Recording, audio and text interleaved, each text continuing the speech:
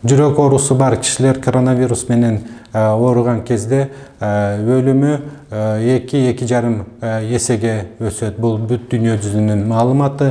Биздин маалыматты кайталап айтсак, 20-жылы 20%ке өсүп кетти жүрөк оорулары менен өлүм. Ошонун эсебинен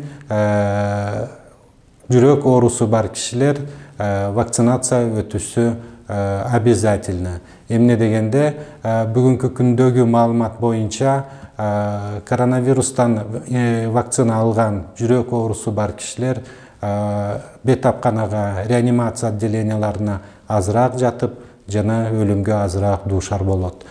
Бул жерде айтып кете турган нерсе, вакцина алган учурда жөнөкөй эле 2 дозасын албастан мүмкүнчүлүк болсо бустерный дозасын дагы алып коюш керек.